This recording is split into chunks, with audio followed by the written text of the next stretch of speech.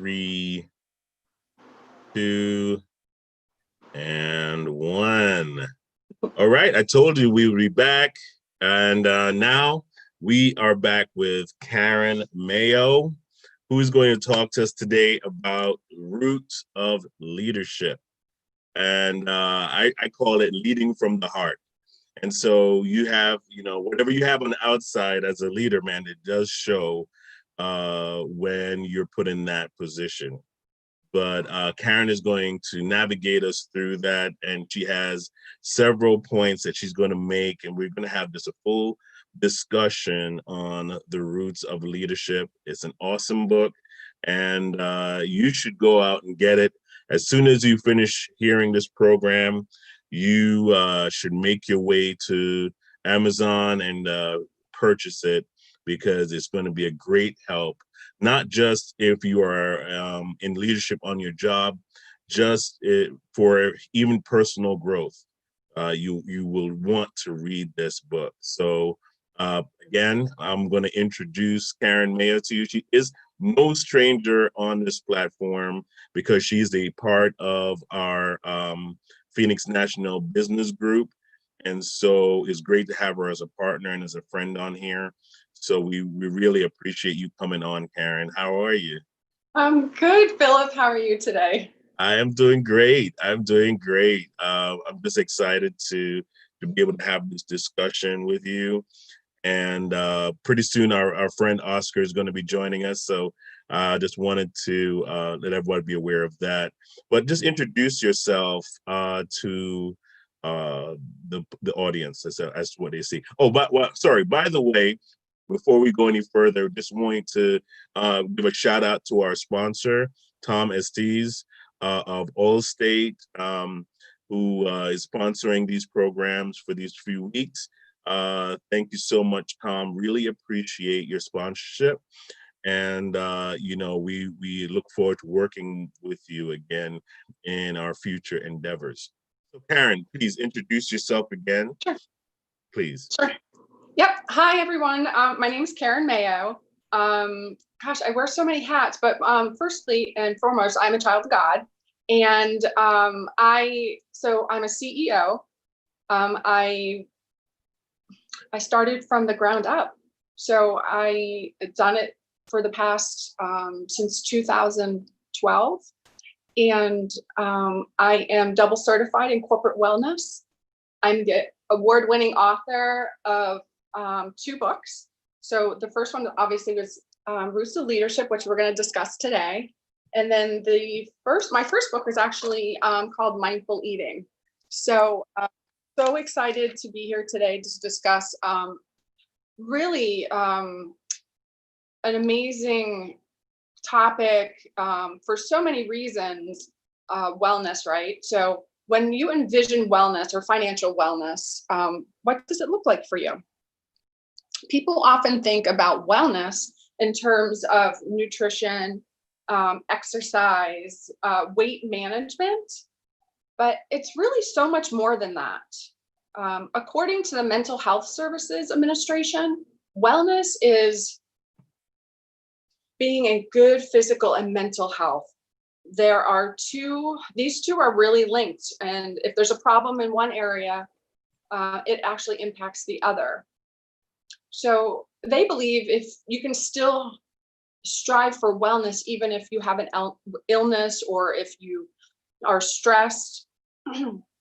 So wellness is a holistic integration of 8 measurements. And I like to call them measurements because you can start in the beginning wherever you are, right? And so you can start with physical, you can start with mental, financial, intellectual, spiritual, environmental, occupational, and emotional. And you can start exactly today. You don't necessarily have to start, 10 days from now, 2 weeks ago. You can start right now and measure. So the first one I would like to chat with you about is the actual emotional part, right? So understanding and respecting your feelings, your values, and your attitude. Appreciating the feelings of others. Managing your emotions in a constructive way, feeling positive and enthusiastic about your life. People with healthy emotion wellness feel confident. They're in control of their feelings and behaviors, and they can handle life's challenges. So the summary for the emotional is really just respecting your feelings and the feelings of others, and feeling confident in life and creating satisfying relationships. So I would like to start the conversation with about this emotional topic and how it can affect financial wellness. Oscar, tell us what you think about that. Yeah, I'm taking notes as she's writing. So here's the thing: you can't be good to other people if you don't like yourself. You don't have enough good feelings about yourself to spread that to someone else. So you're mentally, you're emotionally needy. So you can't give what you don't have. So unless you're emotionally healthy yourself, you're going to see that in other people. So I grew up in the Bronx, so I've learned not to take things personally and realize that people are coming to me with what I call it sunglasses with different color filters on it. So everyone's seeing things from their point of view with their filters. So I might say a word that for me is neutral, but for them it's bringing a lot of baggage with it. So to me, to be nice to others, you have to be nice to yourself. So we need to learn how to be nice to ourselves, how to not let other things bother us. And we can go in hours talking about the ego versus the spiritual part of you. So the ego gets bruised because it's temporary. The spiritual side of you can't get bruised because it's emotion. It's eternal. So, like I said, being from the Bronx, my line has always been, if you knew how little I valued your opinion, you wouldn't even bother telling me. And that is my defense for for people that come to me with their filters and their baggage, and like I don't need it. I have my own stuff to deal with, and I don't need your extra stuff. So to emotionally balance myself, I have a wall between me and other people's opinions, which is just their opinion. Yeah, I mean, as you were talking about emotional respect, and respecting your own feelings. I find that some people are not even aware of their emotional state. I mean, it's not even on their radar to evaluate their emotional state. So when something happens, when something strenuous happens, they don't know how to deal with it because their emotions are talking to them, right? And it's beyond logic because it's talking about, how something made you feel. It's like, I always say this, when somebody breaks your heart, that in order to handle that in a more rational state, like you just don't jump over the bed and choke them to death. Just a little choke is not bad. It's not to death. That's right. I'm just saying, it's like, your initial thought, like, let's say we let's put the scenario out there. You walk into the room, and your spouse or partner is with somebody else, right? Emotionally, your state of mind is like, depending on your personality, you could either, go at it, like, stay right there, I'll be right back. or the old joke, Murray, I have to, but you. And so it's like, I mean, we're talking about emotional respect, right? It's like, we have to be aware of that there is such a thing as like emotional language, right? All of us, and that's, I think, is a common thing among any culture, among any race, is that we all feel the same thing. You know, if somebody hurts us, if somebody breaks our heart, we go through the same emotional transitions. Is it me? Is it you? You know, what did I do? What did you do? I mean, we ask all the same questions, no matter what language we speak, right? True. Somebody, Yeah. yeah, if somebody dies, we still feel the same loss of connection. So the emotions are still the same. We still feel all the same things. And so it's like we must learn how to respect each other's emotional state, Right. you know? And if we don't respect our own, how are we going to respect somebody else's? It's If we're true. not even aware of our own, how are we going to do that?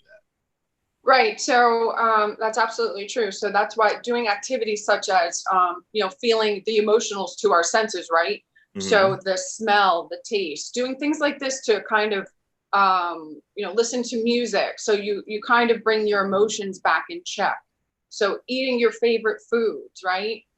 Lighting a candle or playing with your pet, or just kind of bringing your emotions down, like watching a favorite movie or watching, the sunset, just to bring those emotions back to balance. Yeah, that like something neutral, right? Yeah, exactly. Yeah, something neutral. Yeah, if I find that when I'm upset, I don't know, maybe I don't know what it is scientifically, but my brain goes blank.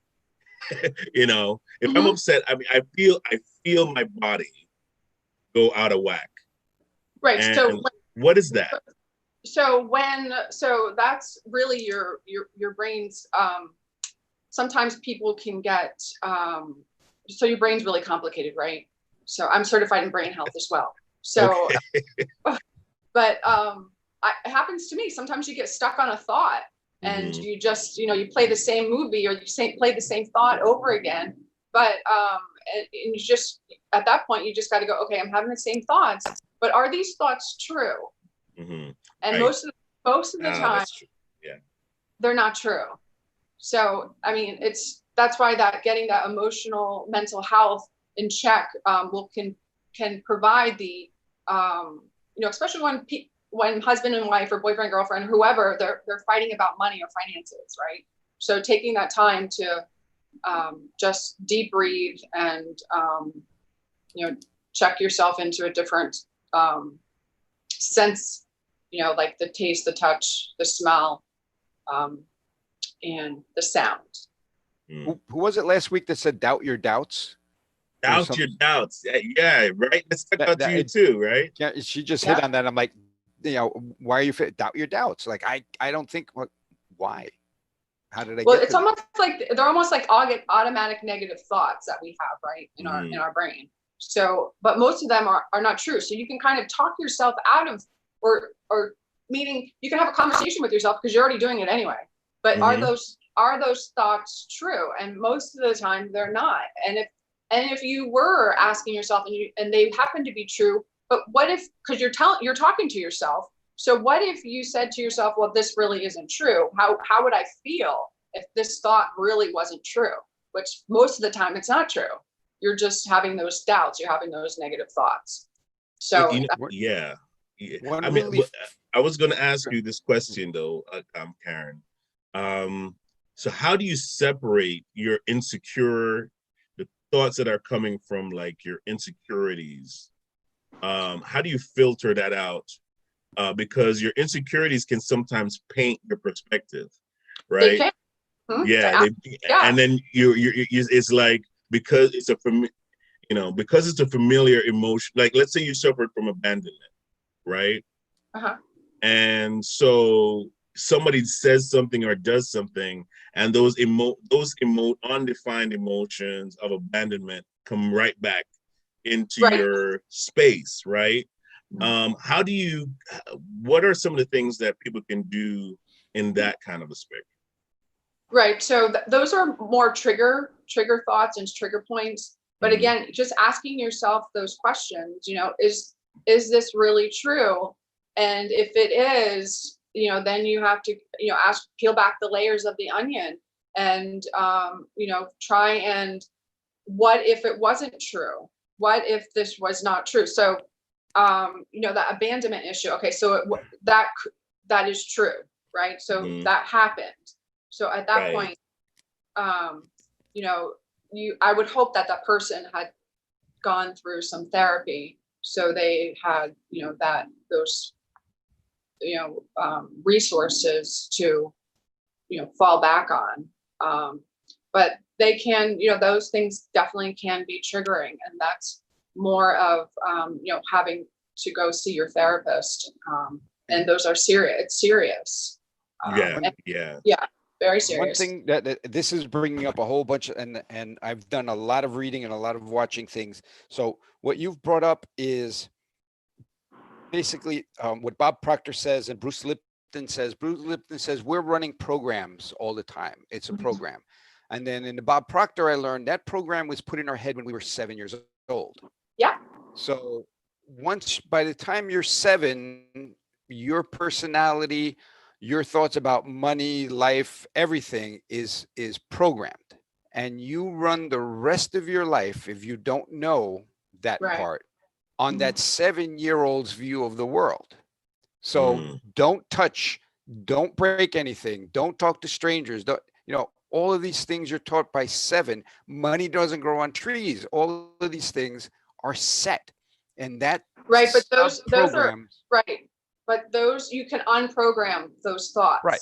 If you know about them. A lot of people are unconscious of the fact that they're running their whole life from a 7-year-old's point of view. Wow.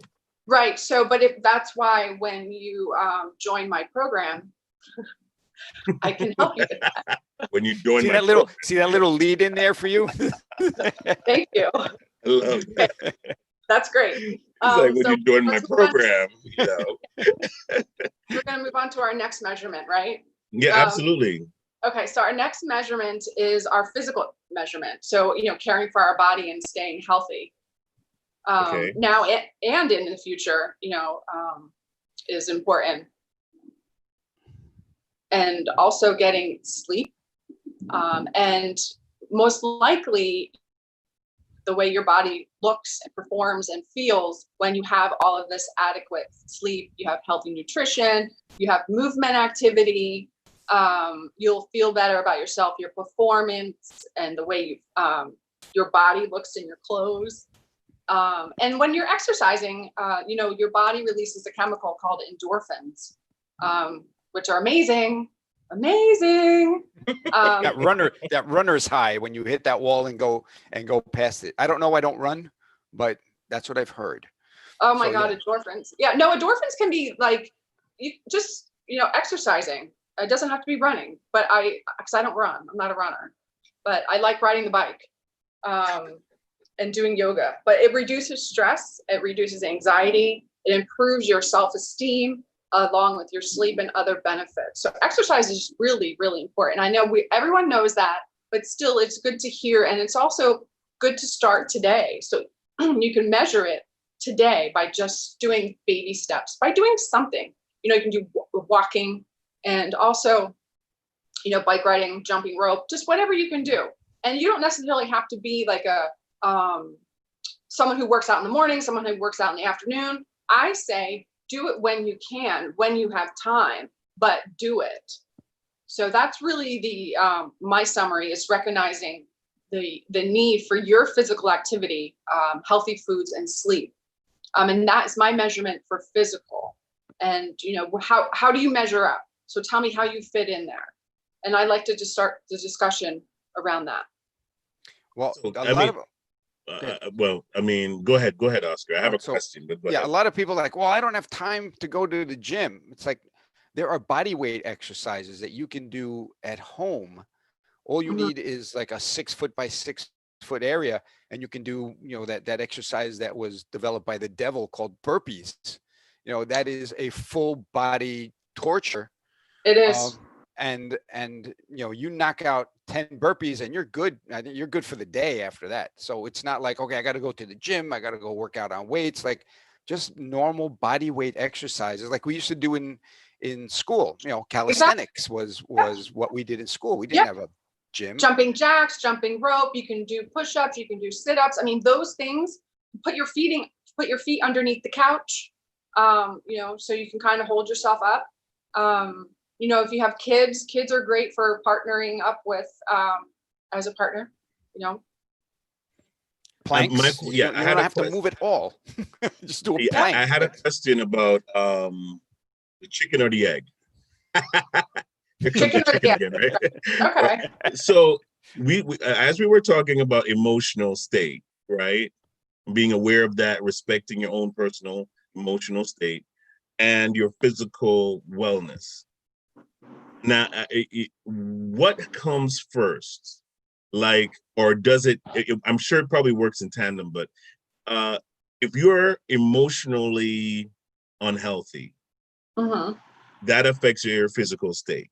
It does. Right? The two are linked. Absolutely. And if you are physically healthy, then if you're physically unhealthy, that can also affect your emotional state. Yes. Right. So how does that work as far as what would you say, which one comes first per se? Right. Are both very important, like you just to work together?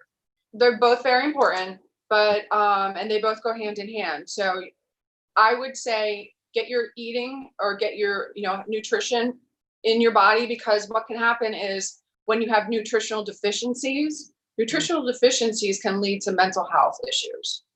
So, and then, but exercise then helps with your mental health. So, like I said, it both goes hand in hand. But I would say get your nutrition under control, because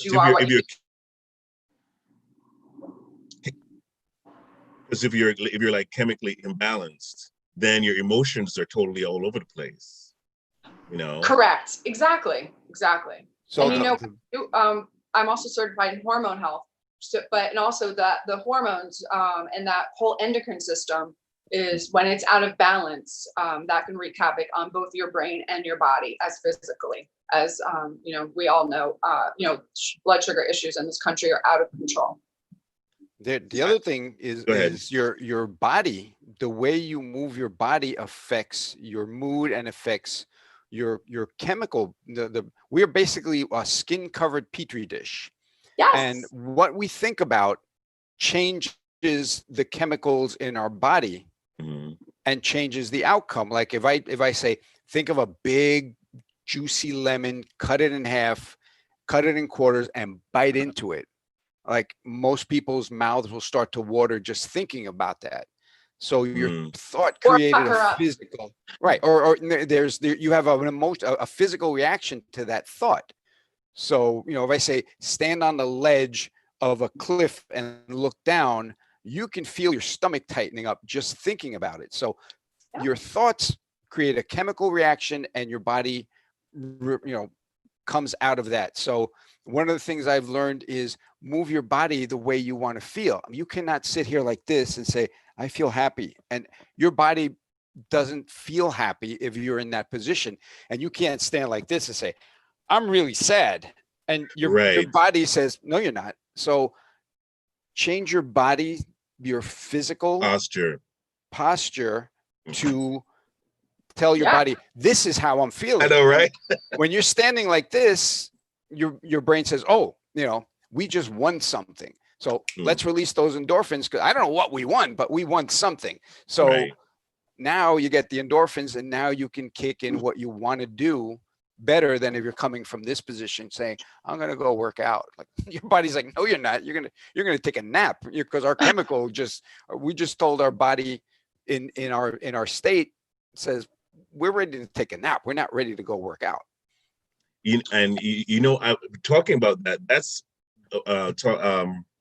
words in your thinking, right? You know, starting your day off with thoughts that are positive. Like I start my days off with scriptures like, you know, like this is a day the Lord has made, right? I will rejoice and be glad in it. So that kicks me off. That's that's like my first scripture of the day that I bring to my thought. No matter what's going on, it kind of gives me that mindset that, okay, you know what? I'm going to get myself wherever my mind is, I'm going to go in that direction. My body is going to start going in that direction. And I found that if I wake up and my thoughts are depressive and heavy and like, oh, nothing's going to work out today. It's going, like, oh, I don't think today's going to be good. The moment I start thinking those thoughts, I am not motivated to move. And if I'm not motivated to move, then nothing is going to happen positive because I'm not doing anything to move in that positive direction. Let's, we can go real down deep down that rabbit hole. Where does your mind live? Ooh. All right. So when you say I need to change my mind, yeah, where is it that you need to change it?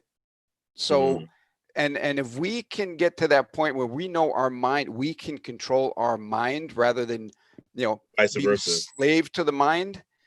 That is huge step. And the story that I told you about the old lady in the bus that, this young kid was really like getting ugly with her. And she just turned around and said, "It's too early for you, Satan. I know that's you." Oh, I love that. So when that thought comes in, oh my God, it's going to be a bit. No, it's too early for you, Satan. I know that's you. I'm not going there. I'm heading the other way. And, change that. Change the thought, change your body chemical, get up and go, exactly. yes, That's or whatever it is you need to do, and shut that off. Like, no, we were talking about that. Can't live here. Those automatic negative thoughts. Yeah. From a 7-year-old.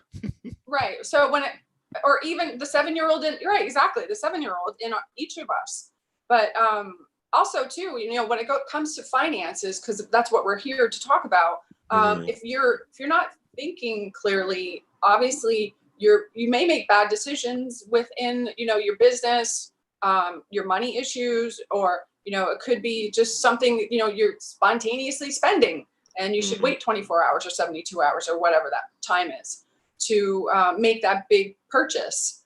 So if you're not thinking properly, then obviously, it's not going to show. But we were just talking about how, those, not changing. So I discussed this on Tuesday, which is one of my favorite books. It's called Move My Cheese, right? Yes. So it's a great book. So if you don't, so this is my Post-it I have on my desk. If you do not change, you will become extinct. So, it's a matter of baby steps, making those changes, making that measurement where you are today to move forward, to be where you want to be in that goal or that measurement or that foot, actually one foot in front of the other to get where you want to be. So my ways of improving physical measurement is what I just, I said bike riding, yoga, jump roping. We all did that. Engaging in sports, running, jogging, skiing, dancing, even just dancing, like what you can even turn the music on while you're cooking or whenever, in the morning. That is a great, just uplifting, spiritual, motivator. Playing tennis. Tennis is really great for your brain, especially table tennis. It gets your prefrontal going, so it builds more brain matter, the gray stuff, which is really important to keep for brain reserve. And then gardening. Gardening is really great too for physical and stress and I don't know how it relates to finance, but maybe you won't be spending as much money at the grocery store because you're gardening, right? I mean, this is more. We're going on. I'm going on the premise of the title of the book, because leadership, an unhealthy leader, really affects the direction of a company, the direction of the employees, the morale of employees. Because if you're coming in and all you can say is, "Man, I don't think this company is going to make it. You guys, we're not making our goals. Come on, we're not making our goals." And all you can do is feed the negative or the downward spiral that's already, in the room. what I realize is as a leader, I've been under I've good leaders and I've been under bad leadership. And one thing I realized with the good leaders is they can transfer positive thoughts. Like if my manager walks in and he's like smiling, hey, and how you doing? I mean, no matter if I had a bad day coming in and my manager is like sensitive to what's going on and just kind of like, yeah, I know things look bad, but guess what? We can be creative and we can work through this. I mean, it gives you that thought like, yeah, you know what? I'm going to be positive. I'm Yeah, going to start, I'm going to change, let me change my thinking. Maybe there's something I'm missing. And you start and going through and trying to figure things out rather than the guy that comes in and he's not physically, healthy. He's not emotionally healthy. So he spreads the garbage Yep. all around the room. like they say in Sicily, the fish rots from the head down. So Right. if you got a bad leader, there's nothing, the people underneath that leader are not going to be the ones bringing that up. If you're looking up and saying, oh man, this is going to be a bad day, right, it's going to trickle down to everybody and make that day and self-fulfilling prophecy. It will be a bad day. Yeah. You know what? I love that you brought that up because, when you're working in corporate, a good leader and a bad leader. I'm so excited that you brought that up because it is so important to know and to follow and to look up to and inspire people to become leaders. And when you're a good leader, you know how to do that, and that's why this book right here is so important to someone who has not really a bad leader, but someone that's not leading properly. This book right here will help you along your roots of leadership. It will bring that leadership out of you. Mm-hmm. And believe me, this is one of the most powerful books I think I've been a part of. So, but it's so much more than you or the person who's leading you. This is bringing out the leader in you to help others become leaders, and that's how deep this book is, and that's why the roots are so deep. The great visual for that is I saw the two cartoons. One says boss, and he's sitting on top of a wagon with everybody pulling when he's over there whipping. Mm-hmm. Whereas leader, he's in front pulling with everyone else behind him. So you can be a boss, but not be a leader. So and we have a ton of bosses. I mean, yeah. There are bosses everywhere. Yeah. But I love the title of the book and imagery. Yeah. Because when I saw the imagery of it, all I could think of is if the roots, whoever is leading, right, is almost like you can see the fruits of what's inside of them. And what I realize is that even when you read a book, you're like taking from the plate of somebody else's mind, right? Yeah. They're feeding you their information. And if somebody's giving you a platform to say, well, these are the inward things you need to deal with to be a good leader, to motivate people, because you're not a leader if nobody's following you. Right. Right? That's the first principle of leadership is if you're a leader, have someone following. I mean, if you're just kind of following what everybody else is doing, and you're really not the leader in the room. Somebody else is, right? But if you're the leader, I mean, because you have the title doesn't make you the leader. Correct. If you are the leader in the room, then people are looking at you for not just physical leadership. They're looking at you for emotional leadership, it's a package. How to perspective, right? Because not everybody can lead themselves in perspective. Right. So when you say you're the leader in the room, people look at you and go, so where are we going? Left, right? What are we doing? Come on, boss. Come on. Help me out here. I think that's the difference between a boss and a leader. A boss is designated. A leader is given the distinction by the people that are following them. So you can be the boss and I'm not going to follow you. But if you're going to be the leader, then I'll follow you.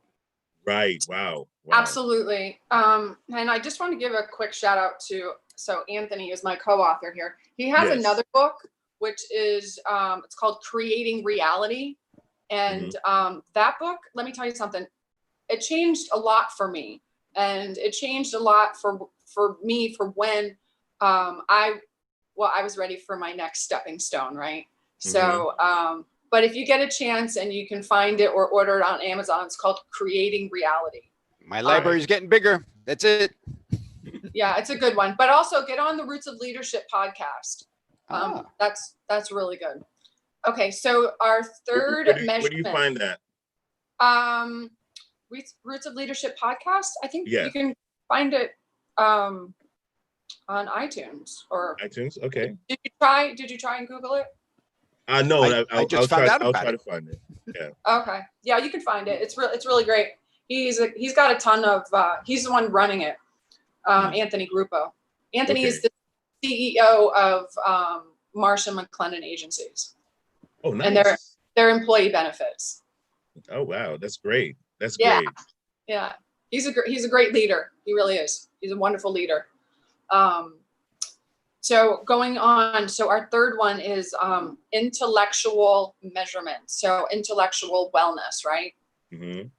So recognizing our own creative abilities and finding ways to expand our knowledge and skills. Growing intellectually, maintaining your curiosity about all there is to learn, valuing lifelong learning, and responding positively to intellectual challenges, which I think I love. I'm a lifelong learner. I mean, I'm a sponge. Anytime I can learn something or take a class, I guess, I don't know. And it's also really good for brain health. So teaching that as we go along too. But, and I guess the summary for that is really just being creative and stimulating your mental health and mental activities. So, conversation around that, I mean, we'd probably be here all day, but just, the mental health is so important. And, with Alzheimer's and everything else, becoming such a, there's still no cure. And it's starting earlier and earlier. People are getting it. And if you have a history of it in your family, you have a 50% chance of getting it. So that's why intellectual wellness is so important. And, again, learning something new. And you're talking about, and you're a brain person, talking about brain plasticity. Your brain is not set in stone. The more you learn, the more connections are made, the healthier and younger your brain gets. Yes. So, even mine, believe it or not, it's actually working. And I can't believe that. Yeah, it's hard to believe. I'm getting there. All right. I'm getting this. Nice. And I always have, when I have downtime, when I'm outside with the chickens or in the garden or something, I always have a book in my ear. So I have Audible books, and there is no downtime that my brain isn't learning something new and just flatlining. I had a relative who worked from 4 a.m. till 7 p.m. and finally retired. Like, that's it. I'm going to retire now. Years he passed away because his brain literally died. He had nothing. I'm saying he had nothing to live for, because he had a purpose, and he was constantly working and learning, and it was a trade that wasn't static. So he was always. And now you sit on the lazy boy. You realize it's called a lazy boy chair, not a productive man chair. It's a lazy boy. And you watch TV and you just watch your brain flatline, and your body says, okay, we're ready to die now. And because your brain is shut off. So it's true. That brain health, and always keeping, even shower time. I have a waterproof speaker that I hang up on the shower curtain, and I'll listen to 20 minutes of a book. I don't let my brain have a downtime. That's good. That's really good. And, the top CEOs and professionals all around the world, they read books. They read about 60 books a year. Yep. Is the average of a top CEO. Yep. Top CEO. Really? Yeah. Yeah. Wow. I'm getting there. I'm getting there, Phil. Incredible. That's incredible. Yeah, because you know what? I like to do the Audible. I have like a lot of Audible books. and my subject line is widespread. I mean, I listen to every single kind of genre you could think about, and especially around history. I mean, I Good. love those historical books, and yeah, I totally agree with you on that. Yeah. I mean, we're midway through our program, but I just wanted to give a quick shout out to Tom Estes of Allstate. He's one of our sponsors for these programs that we've been running. And you could reach him at 973-376-8914. Give him a call if you would like to get an estimate on your car insurance, home insurance. And I've been with Tom for years, so please support and give him a call today. All right, so what's the next one? What's the next one that we have, Karen? Okay, so but just let me give you some tips. So so learning a new language is really good for your brain health, and it gives you, learning new ideas, build a library of resources like classes that you can learn from. A language is really good. Learning the piano. Oh, nice. Yeah. So learning dance, dance steps, ballroom dancing, the hand-eye coordination is really, really great. Okay. So our next one is social wellness. So maintaining healthy relationships, enjoy being with other people, developing friendships, your intimate relationships, your family, your loved ones, and contribute to the well-being of others and let others care about you, right? So that's a social wellness measurement. And then also contributing to your community. And, I think the summary behind that is just, developing a meaningful sense of connection, belonging, and having a well-developed support system. So, the conversation for that, I think starts somewhere, where we've all been inside for the past, 4 months now. And, getting back out, it's, kind of a little difficult. Not that it's difficult to socialize, but, we have to stay that 6 feet apart, and, the masks on. So it's kind of a little hard to, communicate with people. But, I think everyone's doing the best they can. But just developing new friendships and calling someone on the telephone or writing someone a letter. I mean, that's probably a really great idea as well as nurturing that relationship. You know what I think is also important too, because of how as humans we are healthier when it comes to having somebody that we connect with. Right, not just like just a physical connection, but somebody you can have a conversation with. Sometimes we need to take that break and ease of mind, and just kind of come to a place where we can clear our thoughts. Some people clear their thoughts in having conversation, but what I find is that even just having somebody to kind of like touch, like, you can, because you know what they say about babies that don't get touched within a few weeks, they die, right? And so touch is a part of our communication mechanism. We're pack animals. Yeah. So sometimes we just need that little affirmation that everything's gonna be okay. Then you sanitize your hands. Yeah. Jump in the shower. Okay, they touch me. And a lot of people are feeling the distance thing by not being able to hug people that they know they love, and there are huggers in this world. That's like, I'm missing that connection. This this Facebook thing is cool, and Zoom is nice, but there is not that physical contact, and that's playing big. You're seeing suicide rates going up. Yeah. Oh, really? I didn't know that. The isolation is getting to people that were borderline anyway, and that's pushing people over the edge. Absolutely. Yeah, exactly. So I think we need to kind of as we kind of like try to figure this platform out. I think there's got to be some ways to reestablish connection with people. I think I mean, solution to that, I think, would be very selective.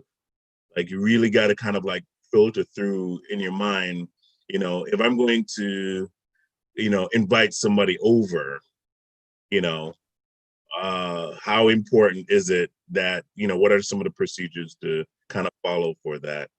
Because we do need that interconnection, and it's important. It's important to our mental health. And I think that's why people are just kind of like going crazy. And, I think it's crazy that we're going out there just jumping into crowds of people without masks on, Right. and I mean, yeah, I It's know we true. were desperate for connection, but really, Yeah, no, it's true. It's really true. yeah. So go ahead. Even just, sending, like I said, sending a letter, or even texting, our loved ones is, or people, even as a leader, someone that a lot of top leaders, they do a lot of handwritten notes. So, and when you get a handwritten note, or when you get something in the mail, it's almost like you're getting a gift, right? So Right. no one does that anymore. So sending out handwritten notes is so important.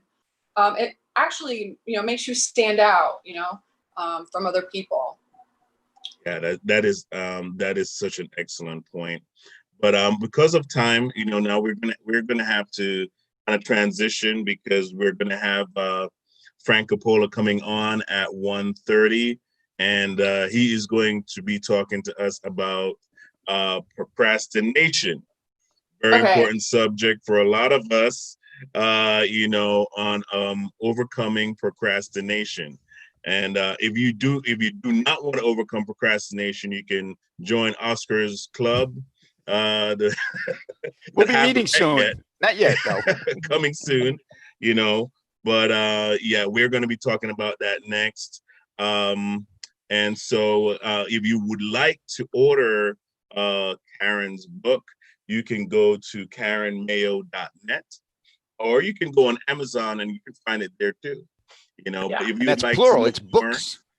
yeah, books, exactly. If you would like to know more about what Karen does, you could go to her website. And I believe there's a way that they could reach out to you through your website as well, right, Karen? Yeah, you can reach me, Karen at karenmayo.net. Yeah. Oh, right. Exactly. I mean, that's we also have that on the banner. So yeah, you Karen at karenmayo.net, or you see her email on the banner. So reach out to her. She's a great coach as well. So if you need someone that can help you and walk you through even changing your diet, eating right. Oh my goodness, that is a phenomenal thing. And so you can reach out to her for that as well. So guys, make use of the resource that you have. You see their books on there, Mindful Eating and the Roots of Leadership. You want to get those books today. If you want more information, because we didn't even get a chance to go through everything, right, Karen? No, we have 3 more: spiritual, occupational, and then our financial. Yeah, That's going to be the exactly. next So segment. yeah, Tune if in. we really want to, learn more about that, I'm glad we did, because they need to get the book. I need you all to get the book. It could be like a reading club. The next time we're on, everyone open your book to page We 17. can't give you and we're everything going like Yeah. that. We're gonna you need to get the book so you can learn more about the roots of leadership. And again, we love bringing you these programs. And but support those you see on the program. Visit Oscar's page as well, and send him an email. And also just and patronize join those you see Phil's on the book club. programs. Join Phil's, exactly. There you go.